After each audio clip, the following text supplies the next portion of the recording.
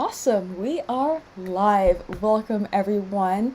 We see a lot of new buddies joining in, and we're super excited to welcome the co-founders of Taskade on for insightful panel talk about leveraging AI in design and product. And for those of our buddies just joining on Discord, let us know what you do in tech in the chat. Are you a product designer, UX designer, product manager, software engineer, learning tech skills, and what are you most excited about AI? Or feel free to drop in the chat any of your favorite AI tools to use as well. I'm really excited for AI as a UX designer myself in the games industry. But yeah, let's kick it off for introductions. For our host, what do you do today and what is your background? And maybe share a fun fact about yourself and briefly introduce Taskade as well. Yeah, sure. So I'm John Shea. This is my friend and co-founder, Dionis. We also have a third co-founder, Stan Chang, who's also been with us for many years, even in the last project, and is based in Singapore. And the two of us are here in San Francisco right now. Dion, you can chat a bit about your background too. I don't really have that much of a background. I started coding really early on, kind of moved all over the place, did a little bit of design, web, took desktop publishing as a major for 2 semesters, then quit, got a job, and then that was pretty much it. Fun fact, I design everything in Japanese. Now, I'm not Japanese, but all my UIs are in Japanese. And the reason why I do that is so I can focus on the layout, the structure, and does it convey the message that I'm trying to get, even without the language. Well, yeah. Yeah, and another fun fact, Dion and I, we actually met when we were in middle school playing StarCraft, and then found out we were kind of like next door neighbors in New York, in Queens, New York. So it was just a fun, crazy way that we just met, even though we were never kind of zoned for the same public school, right?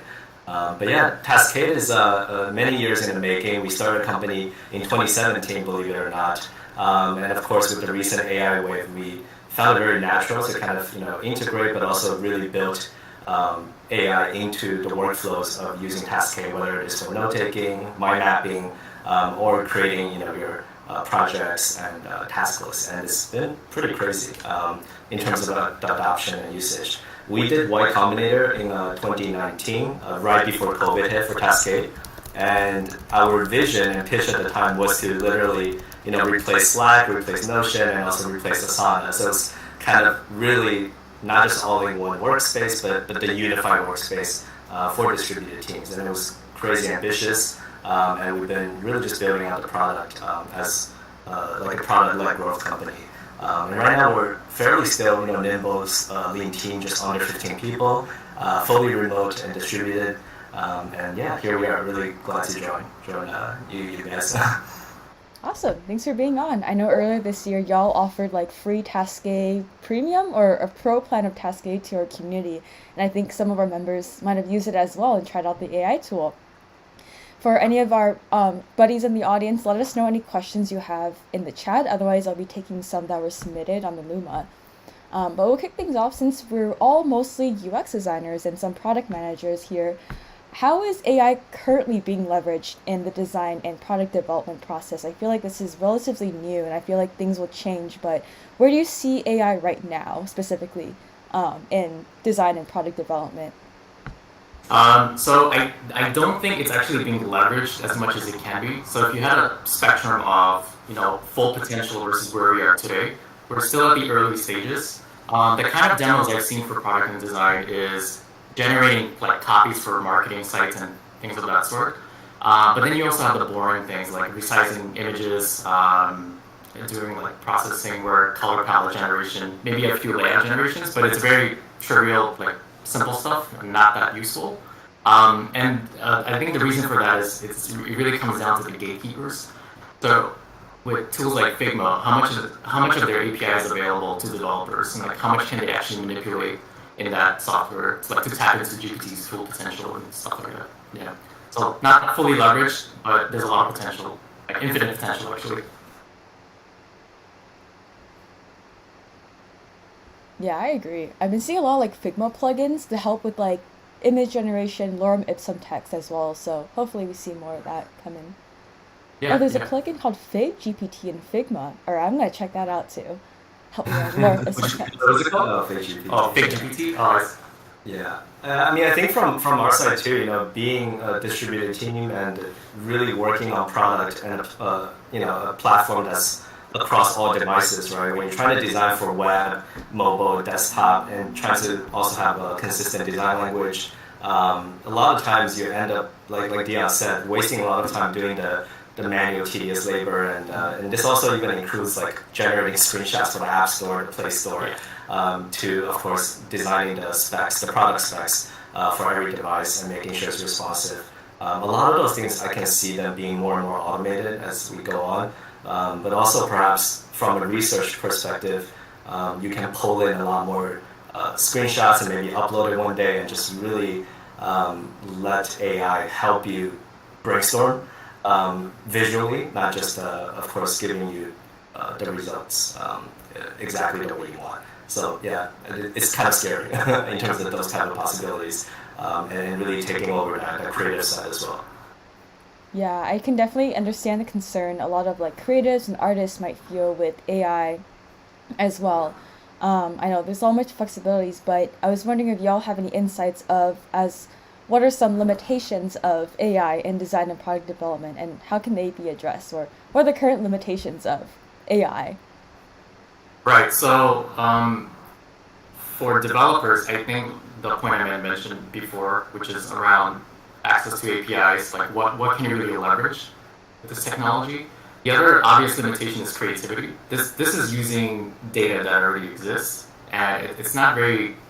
I mean, creative is a very subjective term, but it's not very creative. So it really comes back to the designers to actually, make something great. But you can use AI as a tool to kind of like help you maybe save a little time, automate some boring grunt work, right? So those are the current limitations at the moment. So creativity.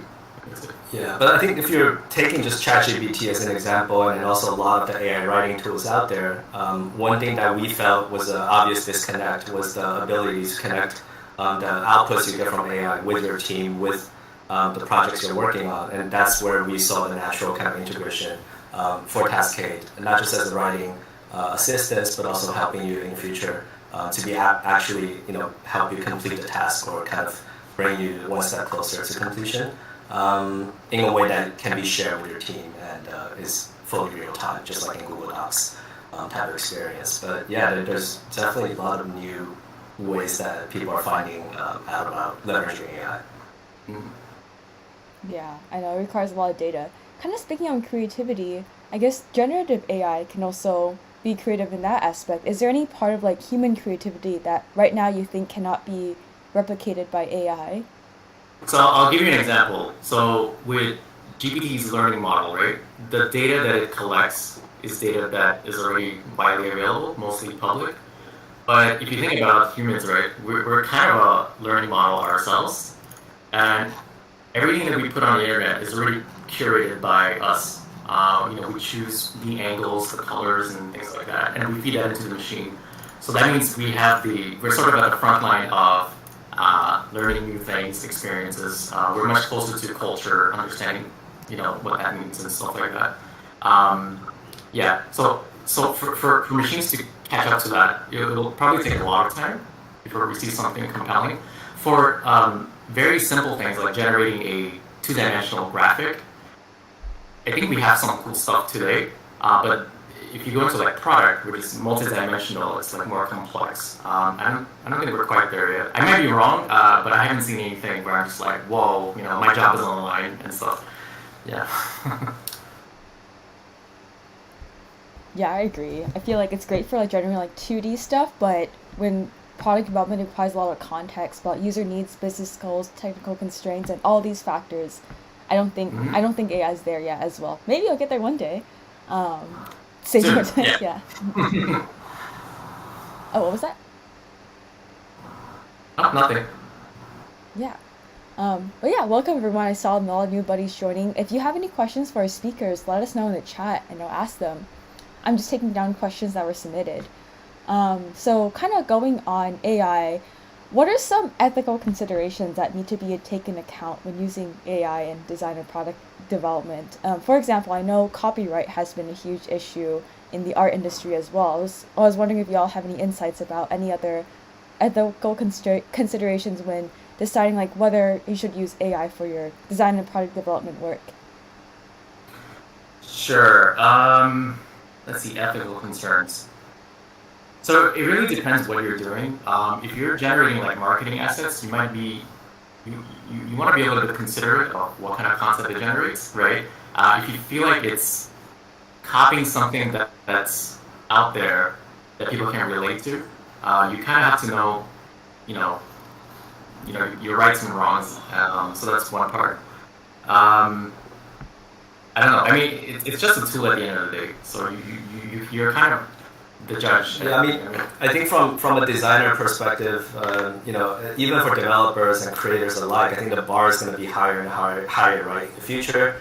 But also, if you create a voice for yourself, create a brand, create a style for yourself, and someone replicates it using AI, the question becomes, who is the original creator, right, of this piece of content? I mean, I remember back in the day when before Unsplash got acquired, all of their images were essentially the second you upload it, it becomes completely open for anyone to use, even without attribution. So the creators were knowingly uploading their photography right onto Unsplash to be shared with the community. But nowadays, when you think about that, even if you upload anything to a platform without sharing and giving that permission away, you inevitably know that it's going to be used for some kind of training model, right? In which case, then it goes back to the idea of ethical AI attribution. How's that going to be figured out? And I don't think there's going to be an answer for a long time. It's going to be a very much something we're going to learn as we go over time. Yeah. So yeah, it's basically plagiarism, right? At the end of the day, but I think the models are going to improve little by little over time, and yeah, it should be fine. So early stages. Yeah, and also to the point that humans are also generated, I feel like everything is a remix. Like everything is inspired. Like artists have a lot of inspirations, and I feel like everything's a remix at the end of the day as well. Yeah, kind of pivoting over onto like actual use cases, and maybe you can give some examples of AI use cases in Taskade. Is what are some best practices for integrating AI into design and into someone's design and product development workflow? Let's see. So let's say if you're building a new feature or designing something, the standard process is you meet up with your team, you kick off, you can bounce ideas back and forth. And I feel like a lot of that can be done in AI now. So if you're building a marketing site to sell, like cups, for example, you can ask the guys, like, how do you sell a cup? Like, what are the attributes of one? What are the pain points and stuff like that? Get a quick summary, and then, engage with your team and exchange ideas this way. So it kind of like saves you time on that front. So that's one practical way. Obviously, like generating different layouts, maybe. Yeah, stuff like that. I don't have any great examples. I mean, I think from the context of Taskade, when we think about how we integrated, GPT, and of course right now on 3.5, we're moving to GPT-4 very soon. But the idea really for us since day one was to, build this hierarchical tree-structured editing tool that lets you, mind map. But every mind map is also in a way a dynamic view that lets you transform into a list or a board. So you can think of it like a piece of origami. But once GPT came out and we actually integrated with it, we realized that the output was perfect for the format, right, of Taskade's document. So nowadays, if we were to hop on and let's say we want to do a brainstorming session, we can actually generate a project or a template within Taskade, and then the output is perfectly hierarchical in the tree structure, with headings and bullet points and headings and checklists in whichever view you want to work in, whether it's a list or mind map. So that kind of really unlocks a lot of potential the way that we see it, and we're super lucky because our tool is an editing tool at the end of the day in the back end, so it allows us to really work naturally with GPT. But in terms of mass adoption, I really feel like it's so early right now that a lot of people don't realize how crazy it's going to get. If you look at even Notion templates, and templates for other productivity tools, I think AI productivity is also going to just have another crazy leap in the near future, where a lot of things are going to just be even more open, and it's going to be even more common practice to be able to create your own workflows based on exactly what you want at that moment in time without having to look elsewhere. Scary, but I think the people that really understand how to use it early on will have that big of an edge over everyone else. Yeah. The most practical thing you can do is if somewhere in your process there's a repetitive aspect of it, you can automate that. So reduce cycle times everywhere you can. That's probably the first thing you want to take care of. Yeah, and I think just to touch on the AI side of things a little bit, I think one of the ideas behind, I know we talked about this with Second Brain, and of course this is something that was started with the book, right, How to Build a Second Brain. But in terms of AI, I think the crazy part is you have tools like MEM and others where it is about self-organizing your notes, right, your personal notes. But now with AI and the opening up of AI-generated templates, projects, tasks, notes, imagine a world where AI can actually help you organize, but also do so in a shared teamwork space and create a knowledge graph that's fully real time, and let you find anything you want, but also manipulate it in a way that is fully connected on the tree and node and item level. That's something that we kind of think about with Taskade just because of the way we design our database. But of course, some of our competitors out there likely will be doing something similar or might want to try that. But the ability to, I think, connect, organize, and visualize all of your tasks, your data, your projects in like a knowledge graph that is actually powered by AI is going to be pretty crazy. And it's not 10 years away. I think it's only a few years at most. Yeah. A few months, hopefully. Yeah, a few months. Yeah. Yeah, that's awesome. I know Mikkel said in the chat, one thing I think is really interesting in terms of Notion and maybe Taskade for students is like uploading a long PDF and making it synthesize the content of it. Yeah, I low-key do this, or high-key do this, when I want to summarize stuff. I wish this existed when I was a student. Oh my god. Can you imagine being a professor today? Like, Oh man, yeah. oh man. Do you know what the professors are doing though? They're trying to figure out a way to grade papers. So it's like everyone's just being lazy on both ends of the spectrum. Yeah. Yeah, honestly, like, I feel like for me as a student, so I graduated like 3 years ago from undergrad. I feel like I don't encourage not plagiarism, but like using AI too hard because school helps you learn and think and develop the critical thinking skills. So yeah, I was like kind of half joking. So like don't take this to heart for students out there. Like you're in school to learn and improve on your skills. So just want to put that disclaimer. Yes, as long as you use the tool, yeah, like to generate like ideas and stuff and not an answer. Yeah, just what Mikkel said in the chat. Yeah, I mean, I love the fact that, with AI and with GPT, you're able to kind of also think of it from a positive light. You're able to kind of break down the complexities and just give me like TLDRs on everything. But, you used to have to use different Chrome extensions, different platforms, but now it's built in and it's something that's going to be, super naturally integrated with all kinds of tools and workflows. But I think one joke that I saw on Twitter was also saying how ChatGPT and AI is going to influence a lot of the way that we talk and think, and everything's going to start being communicated within like bullet points and summaries and emojis. So, and I'm kind of all for that. But I mean, biased because Taskade is super driven by bullet lists and all that. But I think that definitely is a productivity boost at the end of the day. However, yeah, there's always going to be pros and cons, depending on how you use the tools. Yeah, the right people are going to use it correctly. Like if I was still in college, I would probably ask, like, how do you solve this math problem and how do you get to that answer? So use the AI to actually help me learn certain things, right? Because it does that really well today. And yeah, so a lot of potential there. Yeah, definitely really exciting. I guess like kind of on that note, how do you think humans will change? How do you think human behavior will change with AI? I know you mentioned more concise bullet point, which I'm all for it. I was curious if you had any other insights about how AI would change how we communicate to each other down the line. I think it's hilarious because I almost want to start making spelling mistakes and grammar mistakes just so people know that I'm human. When I'm writing or texting, because at this point, if it looks too perfect, you're just like, this doesn't seem genuine, right? But I mean, that could be a trend. People gonna intentionally start writing in slangs or puns or just typos, right? What it can be. But I mean, yeah, Dion can share. Yeah, I'm not too sure what's that.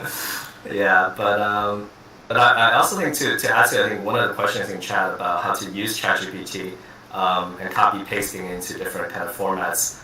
Ideally, for our vision at Taskade is to kind of connect the two. In which case, every project has integrated video chat for a lot of remote teams working with their clients on our platform. But now they're going to have a shared ChatGPT column in the near future. So it's going to be super natural to be able to convert a chat or a result from a prompt into a task or into a block within your document, within your project. So yeah, we're super excited for that side of things as well. Yeah, definitely very exciting. One like existential crisis I sometimes have is with all these. I know you mentioned the example of using ChatGPT to like write marketing copy, and I've also seen a lot of like AI tools come out like on Product Hunt to help you write like your social media copy.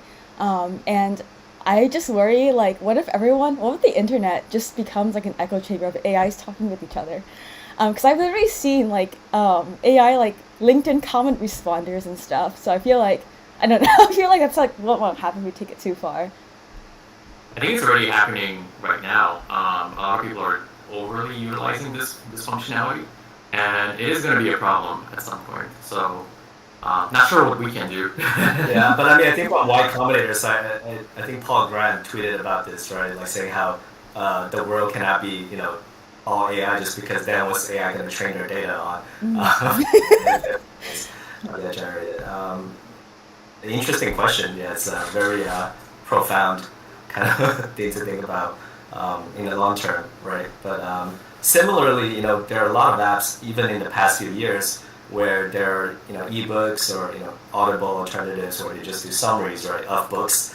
And if everything again becomes a summarization, who's going to be actually creating the original content? And are people going to use AI to generate the original content, which is already happening for writing books, ebooks, and long-form fictions. It is kind of scary, but yeah, I think people are going to be able to want, if anything, more original content as this goes on. Mm-hmm. And human, of course, yeah. Yeah, I agree. Oh, Ben asked an interesting question in the chat. What new roles and jobs would emerge by AI now that it has prompt engineers and AI painters? I think it's going to be on modeling, probably going to be like prompt engineering.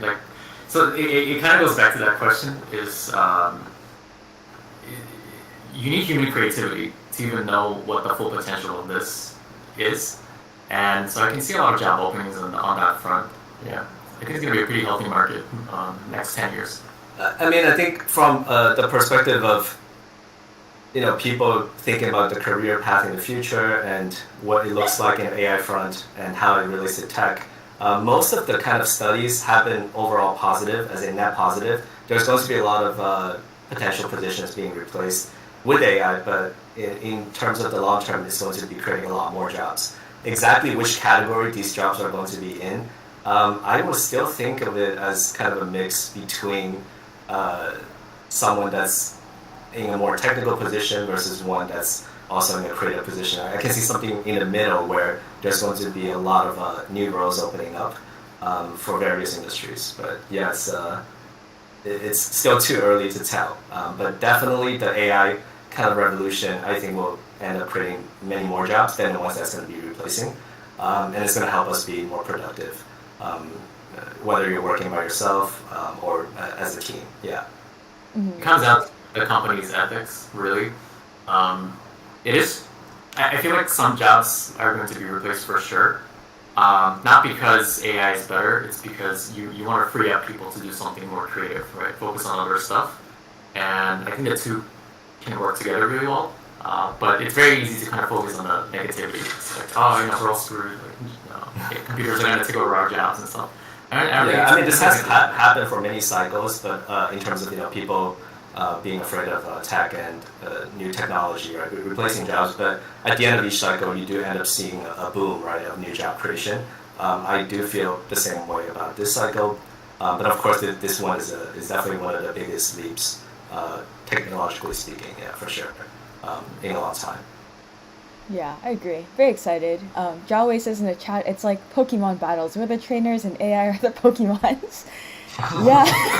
Uh, Yeah, I mean, like AI, we're like basically data for AI to train on, so we still need creativity. It's not gonna like replace us forever.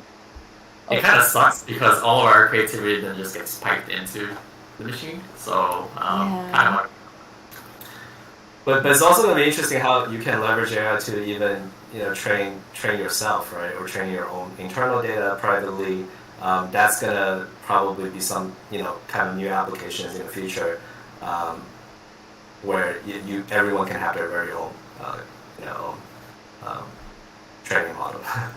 yeah. I have some friends using AI to prepare for interviews, like prepare like leak code questions for software engineers or like whiteboarding challenges. Like tell ChatGPT, pretend you're an interviewer for UX design position, generate me an interview prompt. So if y'all are looking for jobs or preparing for interviews, you can use ChatGPT to help become your trainer.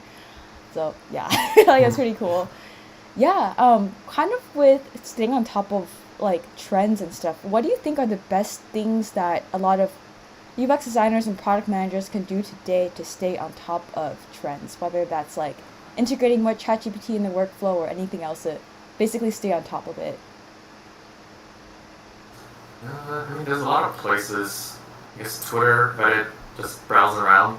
A lot of the cool things are being developed by independent developers, and they usually share them on public platforms and stuff like that. So keep an eye on that, and then maybe there's going to be one or two things that you can utilize in your day-to-day workflows.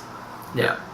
But I think from someone that's entering the workforce or someone that's looking to do a startup even, there's when it comes to SaaS as well, there's the horizontal model where you go broad, but there's also the vertical model, right, where you really dive deep into one section or one category. I would definitely recommend those starting out to think of more vertical in terms of areas that you can specialize in more so when you think about AI, because then you can have that expertise and knowledge for that specific category of AI. And of course, you're making a bet, but I do see that being one where I would kind of do myself. And this goes back to thinking outside of the box and going beyond just content writing and AI for marketing and AI for notes and writing. But in terms of like trends, like where would people find out the latest and the greatest? I mean, there's events that happen all the time. It's good to there's a lot of technical stuff on GitHub that's always coming out, and if you explore the new repositories, the trending ones, you can see a lot of interesting things people are working on. But a lot of them are also super high level, abstract, without real life applications yet. Or like no demos, so you're just like, what is this? And then of course there are a lot of front-end UI for ChatGPT, or ones where you can use your own OpenAI token, right, to play with different UIs to kind of get idea. And I've seen quite a few where either they're hosted on their website or you can host it yourself locally, and then enter your token and start just your key and start just playing with it in a different type of UI. And that's something I would definitely dive into as a designer. Or a product person to kind of see the different. Yeah, to definitely pick up a little bit of coding if you're strictly just doing design and product, because I think that will kind of like open you up to so many new opportunities that you may have not even thought of. It's possible a lot of designers have a lot of ideas, but they don't know who to talk to or like how to execute on them. And with just a little bit of code and a little bit of prompt engineering, I think you can build cool stuff as well in your own spare time, like on a weekend or something. Yeah, I just find it hilarious the old days when you're trying to learn HTML, CSS, and then, of course, it's just so much fun, right, publishing a website, but now you can just ask AI to even help you create a contact form or something with the styling, and it generates some really good results that you can just copy-paste. But, yeah. Hope that answers your question. Yeah, I feel like I've seen a lot of great products on Product Hunt. It's where I like to find all the cool product tools. Yesterday I saw exactly that. Like tell the website about your business and then it will generate whole whole landing page with the code and everything designed out as well. So very cool. Oh, a question in the chat. Any specific kind of coding that is recommended for a designer in the context of AI? Because I feel like a lot of times I feel like it's always like somewhat controversial about like should designers code, but I feel like there are a lot of benefits to knowing coding as well. And for anyone who does not have a technical background, what are some of your advice to help them like know which direction they want to go to, specifically if they want to get involved with AI? My personal opinion is there are two languages that I would vouch for. So Python will be one, or JavaScript and React frameworks. So it depends what kind of problem you're trying to solve. If it's something internal, like local to your machine, then I guess you can use React and Node. So I would just say Python and JavaScript. But I mean, you started out as a designer. I mean, Yeah. Dion started out with the old days with like Adobe Suite, and then ended up picking up a lot of coding skills just with CSS and HTML early days. But I mean, today for Taskade's landing page, along with a lot of top startups out there, we're all running on Next.js, self-hosted, of course, with a lot of custom components, I would say. But also Tailwind CSS and all of that are fairly simple to pick up, or at least have a basic understanding of. That would be helpful, you think? Or I mean, it ultimately depends like where you're trying to. But I would just say get started with some type of JavaScript, and then you don't have to build things from scratch. You could always go to GitHub and find some tool, something that was developed that's very rudimentary, and then try to modify it, see if it fits a problem that you may have that you want to play around with. There's a ton of tutorials on YouTube for free. You don't have to go to school to learn this stuff. It's all out there, and now you can actually ask GPT to teach you how to do this. So there's no excuse, right? Yeah, I love that. Ask ChatGPT how to work with ChatGPT. I love it. Yeah. Question in the chat by Jay Walker. Are there any certifications or courses out there to learn skill prompting for AI, or maybe is there any like specific YouTube channels you'd recommend people to check out, or just ask ChatGPT? Honestly, it's like you just have to read the documentations. Yeah. And then find examples. But I think you can just ask ChatGPT how to proceed. I mean, that's I think the beauty of understanding prompts and then understanding how to work with AI, because a lot of it is kind of trial and error, right? You want to experiment it yourself, and that's the fun part of it. But I haven't seen any certifications. There's a ton of courses out there, and a lot of them obviously are paywalled, or they try to get you to pay to learn it. But I would say majority of it, as long as you know what the use case is and what you're trying to do, you're able to get the result. It just matters in terms of trial and error to get the perfect one. I think for our side of things, we do try to make it so it's easier without you having to write your own prompts, but we also integrated ChatGPT in Taskade AI, so you can chat with the AI bot and get results immediately. But I think from a knowledge perspective, I'm not following any particular YouTube channel just for that. But there's a ton of resources on Twitter, on GitHub, that you can kind of find. And maybe I can share some links later if I find any that was helpful. Yeah, sounds good. I can also send them out in the email, or send them in Design Buddies as well. Yeah, I feel like a lot of interacting with AI is like trial and error. I feel like for me, especially as a designer, just doing it, just trying it is like how people learn, or at least how I learn. Not everyone. Yeah, I mean, I think that's the point as well, because when I thought about ChatGPT, I was also a little bit tunnel visioned, right, in terms of the use cases. It wasn't until people started sharing different type of use cases around coding, programming, designing, that you're like, okay, wow, it's more than just asking a question, doing research, and generating paragraphs and summaries. But similarly, even getting inspired by some of our competitors or other products, you end up seeing so many possibilities of using it for creating workflows around project management, brainstorming sessions, and all kinds of things. Yeah, like even in your personal life, you can do a lot of like budgeting through ChatGPT, which is like really cool. It's like, hey, here's my budget. I'm trying to save this much. Like, just plot this for me, and it'll just be like, all right, you can only spend $50 every week or whatever, right? And to hit your goals. So it does a lot of. You have to be very creative, like what you can get out of it. Kind of goes back to like that Elon's quote. It really comes down to the question. You have to really think a lot about what question you're going to ask. And I'm pretty sure the answer is there somewhere. Just like science, right? Yeah, I agree. I've been asked ChatGPT to plan my trip and stuff, so lots of use cases. Just be creative as you can with it and try out many things and learn that way. Puller says in the chat, I currently use it to help with ideation. I always try to tire myself out of ideas in a way. Once I have no more ideas to brainstorm, I then ask ChatGPT. This way I can ask if there is anything that I maybe don't think of my original brainstorming. Yeah, that's a great use case for it as well, like generating ideas. Mm-hmm. It kind of goes back to that common problem. It's referred to as the writer's block. It's like staring at a blank page. Sometimes ChatGPT can kind of like push you forward, just getting through that first stage, and then you'll eventually fill in the gaps yourself. I mean, that's the problem I have. Like, you start with a blank page and you're just like, what do I do? It'll kind of give me a few points here and there, and I'm like, okay, I have an idea now. Like, I have the words. Especially in the morning, right? When you're just like, yeah, and that's an interesting point too, just because writer's block and writing prompts is a real thing, and AI is kind of pushing that to new levels, right? And really helping you kickstart whatever you're trying to accomplish. Yeah, I agree. Just reading the chat right now. Now I'm asked, what platforms are using to generate landing pages with UI with AI? Oh yeah, I think I mentioned that briefly. I can send it later. I just need to find it. I saw it just like on Product Hunt yesterday. I was trying it out. Marge says, I even use GPT to create a roadmap for me because I'm going back to coding. Yeah, you can use it. You can use GPT to create, like, I've seen people create like workout plans and like using ChatGPT even as a personal trainer too. So be creative, everyone. Imagine if you can actually track your progress too. That's going to be a inside of Taskade. These are all great, just because we are really looking at making our platform easier in terms of starting your project and generating the templates or projects from the prompts right immediately and instantly in our editor.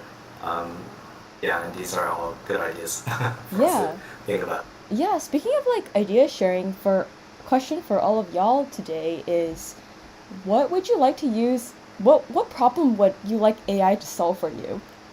I feel like it's a big one, but I'm just like curious to learn from all of y'all in the audience too, or all of our speakers. What's the problem you have that you hope AI can solve for you? I know that's like pretty broad. Can go take it however you want.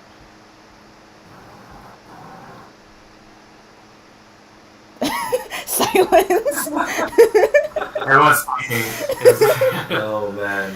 I just want to know. Ooh, oh yeah, I've seen that Wizard and Galileo AI. It's like basically AI for generating user interface designs. Very cool. Nicole says, I expect a lot. Oh, go ahead. More of these to pop up. Creating a poster for me because graphic design is tiring. Oh yeah, there's like Canva and Adobe Firefly. If you want to check that out too. Getting a girlfriend. Maybe you can ask AI like your like preferences and like their recommendations on how to like approach people that way. Zach says to plan my life second by second every day. Yeah, planning. Marge says outside design, I use it for ideas on warming up my froggy brain in the morning and running out of ideas. Yeah, I feel like it's great for that too. Yeah, your cult asks, will it replace UX designers? I do not know. It's not. Yeah. Don't worry. UX is really, really hard because there's so many factors that you have to take into consideration. AI won't be able to do it, but it will help you do your job better. So that's for sure. Yeah, I agree. I don't think, in my opinion, as a UX designer myself, I'm personally not scared of AI taking over my job, just because as a UX designer, there's so many like context to the problem you're trying to solve. There's like the user needs, what problems you're trying to solve for the users, the business goals you're trying to hit, and the technical constraints you're dealing with. So it really depends on these big scenarios that right now I don't think AI is capable of using all of those and spitting out designs that way. So yeah, and I think the other thing, like you said, it's multidimensional, but there's also changing requirements, right? A lot of times, and in a way, yeah, the ability to really be able to kind of adapt to it is it's still very human, I would say. For UX, the one thing I'm hoping someone will develop is something like user testing. So let's say you created an AI as some kind of flow, right? You're just like, okay, if a 50-year-old were to look at this, will they know how to find this or take the necessary step to get to some action that I want them to? And have the AI kind of like tell me, it's like, okay, there you might want to increase your font size, right? Or like you're over there's too many colors and stuff like that, poor contrast. So I'm hoping we'll see stuff like that. Yeah, but there will definitely be a lot of innovations around AI for onboarding, A/B testing, right? And user A/B testing especially. Of course, QA jobs might be on the line in many ways, but at the same time, those jobs might turn into something even better. So just the manual side of testing is going to be even more obsolete in the near future, because of course code testing has been automated for some time now, right? Yeah. And then the ethics portion of this is I just hope people don't abuse the system, but they'll just be like maximize for sales and conversion, right? Then dark patterns everywhere. Yeah, just don't worry, right? Just do this. Yeah, so that's something concerning actually as well. Yeah, same. I'm personally excited about potentially, because like, I don't know if any designer can also relate with this, but the pixel pushing work, and sometimes you didn't make things pixel perfect in your design handoff document. So like, I'm hoping AI can solve that for me, because I like thinking about like the strategy, like the creativity, not the like manual pixel pushing work in Figma. Right? I hate that. Me too. I hate that so much as well. Yeah. We're just misaligning things on purpose, so we know it's cute. But there's some plugins in Figma, don't they? That kind of like help you kind of automate some of that already? Kind of. Right. Auto layout helps a lot as well. And like just like variants and components, but still, there's still pixel pushing needed. Yeah, for sure. Yeah, scrolling up in the chat, AI to help with job search related, case study writing, resume writing. Yeah, human touch. I'm just scrolling up in the chat, make sure I didn't miss any questions. Yeah, I think the AI job searching thing is crazy because it goes both ways. I mean, I remember during the YC days, Y Combinator days, where we hear that there are people that use AI or automate things to blast the newsletter, right, to all of the companies they want to apply a job for. So in a way, you can do that on your end, but also the employers can do the same in terms of using AI to really target who they want to reach out to, and then just blast it to 10,000, 100,000 people at the same time for something with only very few positions available. So I do see kind of a information overflow when it comes to job search on both ends of the aisle. Yeah, same as well. Because save a lot of time for the recruiters, but at the same time, lots of applicants would be getting notified from like everyone. Yeah. It's really easy to scrape the list of emails and companies right from Y Combinator's website and then just like blast it as well. Yeah. Oh yeah. I can definitely see that happening. Question from Faraz is there any AI for accessibility design? I guess in the context of maybe AI to audit your product for WCAG standards, or? I wish there was. If there is, I'm not aware of it, but I would definitely not mind having something like that. It's like go check the desktop version, the mobile version, the responsive design, make sure everything like works. I wish I can automate that. Yeah, and for us, I mean, we wanted to differentiate Taskade. I was always also a personal fan of like dark mode by default. But even when we launched dark mode by default, like two and a half years ago, there's also been a lot of opinions and different kind of feedback on the problem of legibility, right, UI, and preferences for dark mode and different ways that people want to see. And I mean, if there's a way to use AI to help us with that, it would be interesting and automate it through all the components we have, and having it, etc. Yeah, it depends on how knowledgeable the AI is, because I feel like a lot of this data is private. Like most internal tracking is just private information, right? So the AI doesn't really know too much. But if it did, then it can just be like, hey, a lot of people are this age, you're in dark mode, this is not a good idea, right? Right now, the only way you can get that information is through like user interviews and stuff like that, like customer interviews. Just let them actually spell that out for you. But so far, no complaints for Taskade. Dark mode all the way. but again, you could ask GPT some of these questions. It will give you answers and it will give you different solutions. Are they the most up to date? Probably not. But are they good things to kind of consider? I would say, yeah. Mm-hmm. Yeah, I'm also a big fan of dark mode as well. Could also see potentially AI helping you mass write alt text images to all your text. You don't have to manually do that too for accessibility. Hmm. Yeah. That's Yeah. Yeah, Ben says, I feel AI can make the design process more efficient, so communication skills, collaboration, creativity will be more competitive. Yeah, I agree. Like, humans are training data for the AI. I think communication skill is actually a good point. It does help you clarify. Like there's a lot of times I have like all these thoughts, but they're like trying to race each other. And then I would ask GPT, like, can you like clarify the point I'm trying to make, and it'll do a much better job than I ever will, right? So yeah, but then I can take that information and pass it on to the team, and now they understand it, right? It's like much more clear. So that yeah, so these are one of the practical things you can do GPT, right? Unless you're an excellent communicator, then God bless you. But not all of us are. Yeah. Another kind of piggybacking off that, I'm sorry, I used the corporate word, piggybacking. I like catch myself whenever I use it. It's like, sorry. But yeah, kind of hopping on that point. I know there's discussion about resume and like job searching with AI. One use case that I've used in the past was rewriting a more impact statement, like rewriting the tone, like write this statement but generate more impact words with it or something like that too. So this is another thing. Mm.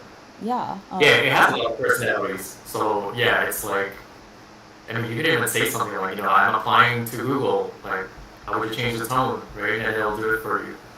Yeah.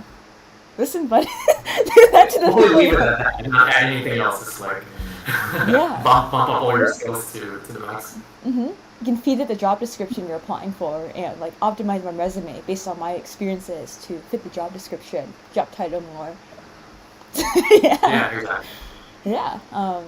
Alice says AI to help take color palette and make it more accessible. That would be a great fit. It doesn't exist already. Yeah, I would love that because like I have to create light mode and dark mode at work, and sometimes mapping them one to one with each other and making sure they pass like contrast ratios is a pain. That would be lovely if AI can like help automate that and yeah, create that as well. It can do that today. I think if you give it a list of colors and just ask GPT to check the contrast ratios, it should give you a result. Oh, At least with GPT-4, it should, yeah. nice. All right, I'm gonna do that work now. I hate manually checking. Faraz asks, I'm quite interested in designing for VR AR. How do you think AI can be utilized in that space in the near future? AR and VR. I don't know. I'm thinking of something like from the movie Inception, towards the end when they build their own dream world, right? Stuff like that. There was a game developer conference not too long ago, and yeah, here SF. yeah, people were using it to generate landscapes and a bunch of other stuff. But that's for the developer's point of view. From the end users.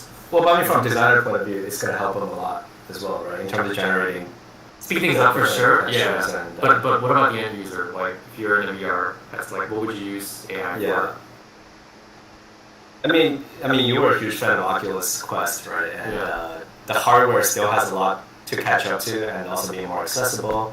But in terms of designing for AR, VR, using AI, I'm not an expert in that field, but okay, down the line, because I'm a huge Star Trek nerd, I think AI plus VR is like the holodeck, or like the first steps in that direction. They can just be like, I'm feeling a certain way, give me a setting that's, like bar or jazz music. I don't know, you can just describe what you want. Or maybe if you're trying to model something, you can kind of just describe what you want to see in front of you and interact with a computer this way. So, yeah, probably something along those lines. Yeah, like AI for designing 3D spaces or virtual worlds and being able to like physically interact with the thing you decide on. Yeah. Yeah. Polar asks, I use it to help create cover letters when the job requires it. Yeah, that is such a huge, like, big brain move. Yeah, cover letter. My opinion about cover letters is it's like a fan fiction of you working at the company. Yeah. So Jay Walker asked, anyone use AI for their side hustles? Yeah, I would love to know like what side hustles that y'all do in the chat. An example is I actually use ChatGPT to come up with some of the discussion points and questions today as well, and I use it sometimes to write marketing copy for design buddies. But I find that it's still like pretty limiting. I use it as a starting point.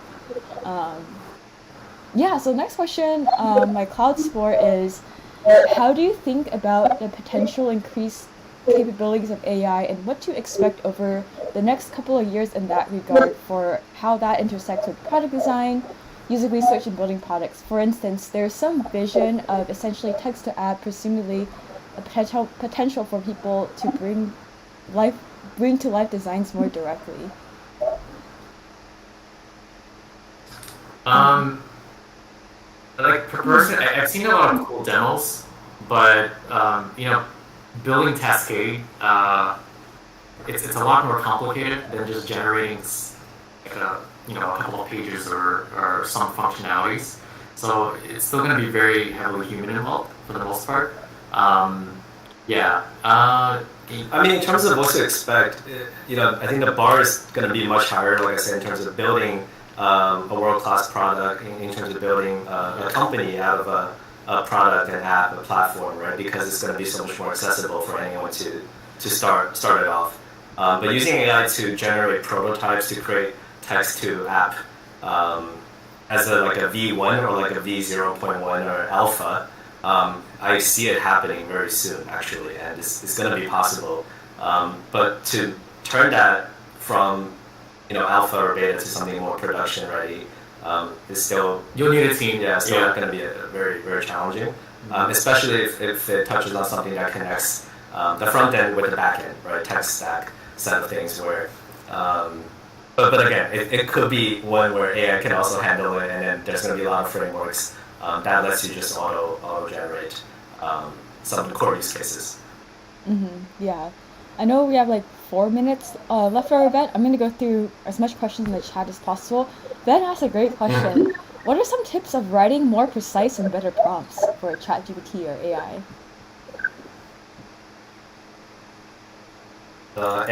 Tips for writing more precise. More precise, better prompts. I mean, I'm personally a fan of just trying to give it more the personality side of things and giving AI a voice and try to teach it to speaking your voice. There's been a lot of writings, discussions on how to share that right with ChatGPT so it knows you better and it can give you answers that sound like you more so than anyone else. But you can also do the same with public figures.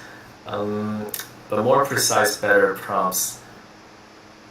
I don't think I have the right answer right now, the perfect answer, but it is trial experiment, and there's a lot of course templates out there too you can check out depending on the use case. Yeah, I think it depends on your output. Like, what are you looking for? Like for fun, what I usually do is write me an inspirational quote as if Steve Jobs were to say it to me right at this point in time, and it'll say I'll do my best, but here's what he might say to you, right? But then the result is really refined to what I was looking for. So, yeah. Yeah, I agree. Just try it yourself. 'Cause I feel like the best way to learn and get better at something is to actually do it, trial and error, and see the outcomes and reflect and iterate. Another question is there a way to figure out if some content is AI generated, specifically cover letters?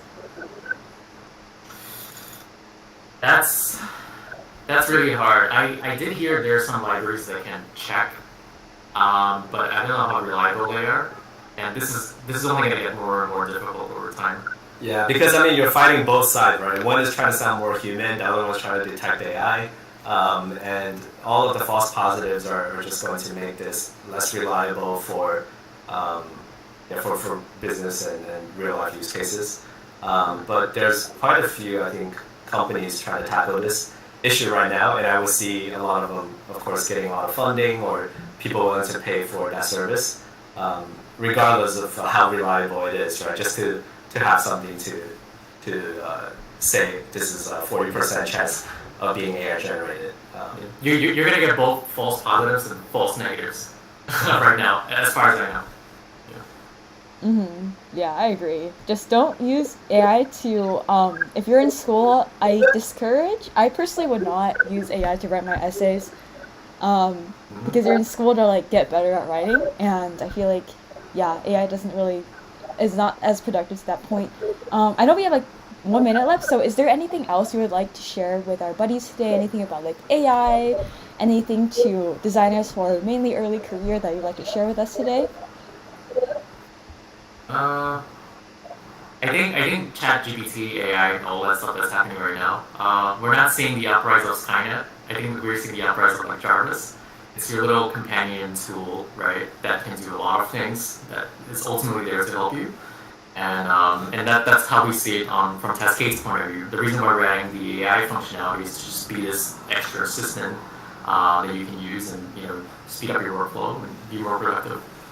Yeah, I mean, I think from a YC angle and startup angle, and talking about the current economic situation and the world events going on, I think this is the best time, in terms of starting your side hustle or starting your own personal projects, and also picking up new skills, right? And taking AI as one of these kind of catalysts to help you kickstart those initiatives, whether it's learning new AI skills or learning new ways to utilize it to build your project, build your business, build your side hustle. But yeah, I mean, in general, I have a pretty positive outlook, and always encourage young folks to just go out there and launch things and break things and learn. Yeah, don't get too comfortable in your design space. Try to explore. I started at design, but I immediately went into coding, and then the horizon just expanded like exponentially afterwards. So yeah, it's hard, but it's not that hard.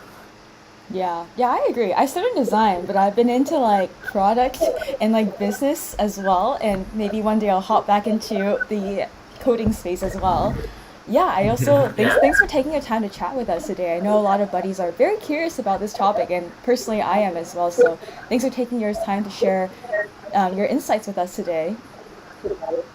Yeah, thanks for having us. Thanks for having anyone interested in connecting or have questions for us. I'm just John at Taskade.com. That's Dionis at Taskade.com. Welcome to ping us. But yeah, great chatting with everyone. Yeah. Thanks for having us. Yeah, thanks for being on. It was a fun conversation. And for our speakers, feel free to drop your links in the chat. I'm gonna take a quick group photo as well if y'all are down. All right, ready? Sure. Sweat, smile. Okay. Awesome. I took. Yeah, cool, awesome. Yeah, feel free to drop any of your links in the chat if you want to plug anything. I'll drop Design Buddies links if y'all want to connect with us as well. Our mission, if y'all are new to Design Buddies and coming from Taskade, I'm Grace. I forgot to introduce myself, but I founded Design Buddies when I was a student back in 2020. Mission has evolved into helping designers level up in their design career. So we provide a lot of free events like this for you to learn from speakers from all different types of backgrounds. And I've been talking to a lot of hiring managers to hire from Design Buddies. So we really want to help y'all get connected with your next employer as well, especially if you're laid off or a junior designer looking to break in. So yeah, make sure to participate, stay in Design Buddies to access lots of free resources. And yeah, full time, I'm also a UX designer, work in the games industry at EA or Electronic Arts. So see a lot of other UX designer buddies as well. And I'm going to drop some links to Design Buddies if y'all want to connect with us as well. I just have too many tabs open, so you can find them in About and links. I'll just drop that. Yes, this session is recorded. It's actually on our YouTube channel right now. So yes. I realized I'm not hosting this event on Zoom, so I can just like link About and links on Discord. Let me know if y'all like this format of Discord stages than Zoom as well for event hosting. We could do this more often, or go to Zoom if y'all prefer that as well. So yeah, let us know. Ultimately, you're just having fun, sharing value, and yeah. I know we're at time, so thank you to our host for joining us. Yeah, thanks so much, everyone. Thanks, everyone. This was fun. Yeah, thanks everyone. Yeah, also, if our buddies, if you want to connect with each other, drop your LinkedIn links. Get this bread. Go send each other personalized LinkedIn invites saying y'all met from Design Buddies. Yeah, support each other on your design journeys. I'll drop my links as well.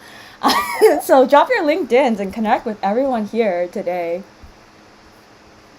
Yeah, great. Yeah. Thanks all. Thank you. Bye, everyone. Yeah, have a good one. Bye. Yeah, for our buddies, I'm gonna drop my links too. just connect with each other, go get that bread, make some friends. Feel free to plug any links you want. It's plug-in time. I try to do this like at all the events too. Plug away. Alright, bye everyone. Have a wonderful